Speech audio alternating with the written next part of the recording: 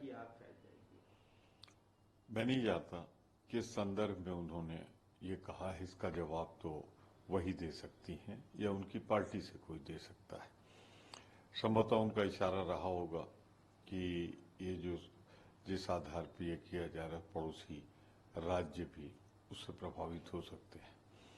मैं नहीं जानता, पर इतना जरूर कहना चाहूँगा, कलकत्ता में जो घटना उस बिटिया के साथ, डॉक्टर बिटिया के साथ हुई है, वो निर्भया की तरह है, पर अब जवाबदेही सीबीआई की है, क्योंकि सीबीआई जांच कर रही है। अब जवाबदेही भारत सरकार की है अगर अभियुक्त में कोई पैरवी में कमी रहती है। जो अभियुक्त पकड़ा गया है उस पर कठोरतम कार्रवाई हो, उसके साथ जो शामिल हो उनको भी बख्शा नहीं जाना चाहिए। इसी पर राष्ट्रपति द्रौपदी मुर्मू जान के मैं भयभीत हो गई जब मुझे पता चला कि इस तरह की तमाम घटनाएं देश में चल रही हैं, लगातार रेप की, और ये घटनाएं सब आम हो चुकी हैं। सामान्यतः महामहिम राष्ट्रपति बयानबाजी से दूर रहती है, रहना चाहिए पद की गरिमा करो, पर ज्यादा व्यथित होकर जो बयान उन्होंने दिया है उसमें उन्होंने और घटनाओं का जिक्र किया है जिसे नहीं किया जा रहा है, जो उत्तर प्रदेश में हो रहा है, उत्तराखंड में हो रहा है, हाथरस में हो रहा है, फरुखाबाद में हो रहा है। और सबसे बड़ी बात, इस राष्ट्र के अंदर जो कुछ भी मणिपुर में घटित हुआ वो राष्ट्र को अंतर्राष्ट्रीय स्तर पर शर्मिंदा करने वाला। मैं समझता हूँ राष्ट्रपति जी का इशारा उसी तरफ रहा होगा।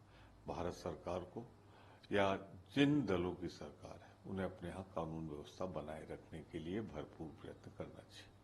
उन्होंने ये बात कही, उन्होंने समाजवादी पार्टी पे निशाना साधा, और इसके साथ ही उन्होंने ये बात कही कि कांग्रेस और समाजवादी पार्टी के अंदर जिन्ना की आत्मा समाई हुई है, जिन्ना ने देश को बंटवारा किया था और समाजवादी पार्टी और कांग्रेस भी वही कर रहे हैं। देखिए, किसने क्या कहा इस पर मैं नहीं जानता, लेकिन भारतीय जनता पार्टी और उसके सहयोगी संगठन में नाथूराम गोडसे की आत्मा समाई हुई है। जैसे उस सोच ने गांधी को मारा था, राष्ट्रपिता को मारा था, उनकी हत्या की थी, आज ये समाज के तमाम राष्ट्रभक्तों का, तमाम देश को एक और अखंड रखने वाली ताकतों को निर्ममता पूर्वक अपने विचारों से हत्या कर रहे हैं, हिंसा करा रहे हैं। तो भारतीय जनता पार्टी में पूरी तरह नाथूराम गोडसे की आत्मा समाई हुई है।